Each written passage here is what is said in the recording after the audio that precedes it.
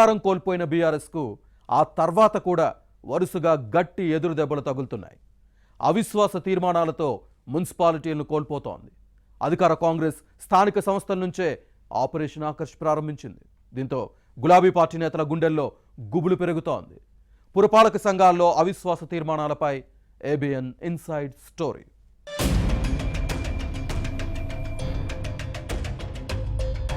Assembly ఎన్నికల్లో ఓటమి shock నుంచి బీఆర్ఎస్ తేరుకోకముందే మున్సిపాలిటీల్లో అధికారం కోల్పోవడం పార్టీ నేతలను ఆందోళనకు గురిచేస్తోంది. అవిశ్వాస తీర్మానాలు గుబులు పుట్టిస్తున్నాయి. స్థానిక సంస్థల ప్రతినిధులు గులాబీ పార్టీకి షాక్ ఇస్తున్నారు. కారు దిగి కాంగ్రెస్ కండువా కప్పుకుంటున్నారు. బీఆర్ఎస్ రాష్ట్రంలో అధికారంలో ఉన్నప్పుడు మున్సిపల్ చైర్పర్సన్లు, కౌన్సిలర్లను కనీసం పట్టించుకోలేదు అనే టాక్ ఉంది. స్థానిక ఎమ్మెల్యేలు గ్రూపులు గట్టి అవమానించారు అని అసంతృప్తితో రగిలిపోతున్నారు.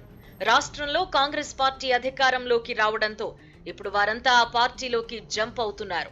అధికారంలో ఉన్నప్పుడే కొన్ని చోట్ల గులాబీ పార్టీ కౌన్సిలర్లు ప్రతిపాదించిన అవిశ్వాస తీర్మానం నోటీసులు ఇప్పుడు చర్చకొస్తున్నాయి. దీంతో వరుసగా ఒక్కో మున్సిపాలిటీని బీఆర్ఎస్ కోల్పోతోంది. ఇప్పటికే ఆర్మూర్, నల్లగొండ, మంచిర్యాల, నస్పూర్ మున్సిపాలిటీల్లో అవిశ్వాస తీర్మానాలు నెగ్గాయి. వాటిలో కొన్ని కాంగ్రెస్ ఖాతాలో పడనున్నాయి. ఇక భైంసా ఎంపీపీ రాజీనామా చేయడంతో దాన్ని బీజేపీ కైవసం చేసుకుంది. ఇక దాదాపుగా 33 మున్సిపాలిటీలు, 2 కార్పొరేషన్లలో అవిశ్వాస తీర్మానాలు పెండింగ్ లో ఉన్నాయి. అవి కూడా హస్తగతం కావడం ఖాయంగా కనిపిస్తోంది.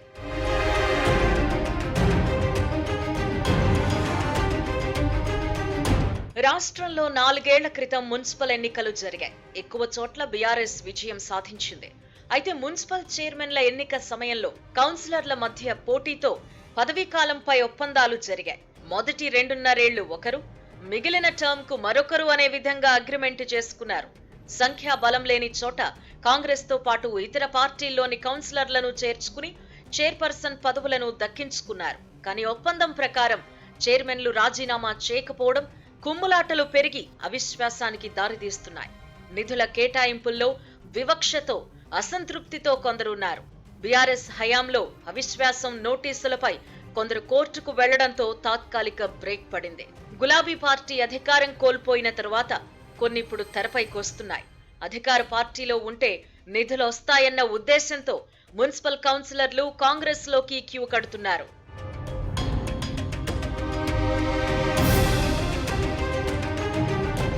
రాష్ట్రంలో అధికారంలోకొచ్చిన కాంగ్రెస్ క్షేత్రస్థాయి నుంచి పార్టీ బలోపేతంపై దృష్టి పెట్టింది. దీనిలో భాగంగా స్థానిక సంస్థలపై ఫోకస్ చేస్తోంది. మండల ప్రజా పరిషత్తులు, జిల్లా పరిషత్తులు, మున్సిపాలిటీలపై కాంగ్రెస్ జెండా ఎగురవేయాలని పక్కా ప్రణాళికతో ముందుకు సాగుతోంది. మున్సిపాలిటీలకు మరో ఏడాది మాత్రమే పదవీ కాలం మిగిలి ఉంది. ఇప్పుడు మున్సిపల్ పీఠాలను కైవసం చేసుకుంటే వచ్చే ఎన్నికల నాటికి పట్టణాల్లో బలోపేతమైతే విజయం సాధించవచ్చని భావిస్తోంది. దీంతో అలర్ట్ అయిన బీఆర్ఎస్ దిద్దుబాటు చర్యలు చేపట్టింది. పీఠం జారిపోకుండా స్థానిక సంస్థల ప్రజా ప్రతినిధులను బుజ్జగిస్తోంది. అయినా ప్రయోజనం లేకుండా పోతోంది.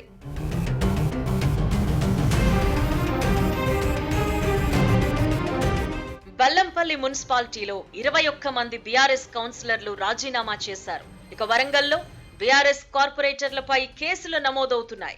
ఈ విషయాన్ని అక్కడి బీఆర్ఎస్ నేతలు వరంగల్ పార్లమెంట్ నియోజకవర్గ సమీక్షలో వర్కింగ్ ప్రెసిడెంట్ కేటీఆర్ దృష్టికి తెచ్చారు.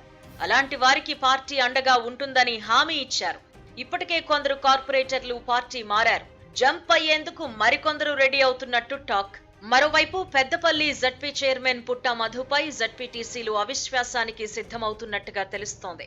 ఇటీవల జరిగిన స్టాండింగ్ కమిటీ సమావేశానికి 2 జడ్పీటీసీలు మినహా మిగిలిన వారు గైర్హాజరయ్యారు.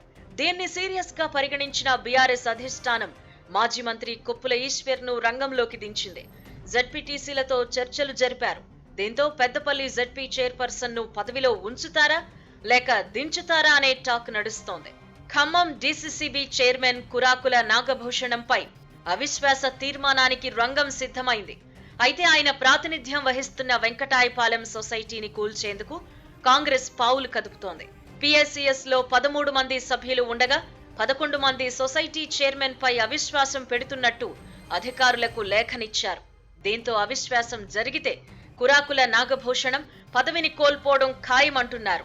రాష్ట్రంలో అధికారం కోల్పోయిన తరువాత బీఆర్ఎస్ కు ఈ రూపంలో ఎదురుదెబ్బలు తగులుతున్నాయి. స్థానిక సంస్థల్లో పాగా కోసం కాంగ్రెస్ పన్నుతున్న వ్యూహాన్ని గులాబీ దళం ఎలా ఎదుర్కొంటుందో చూడాలి.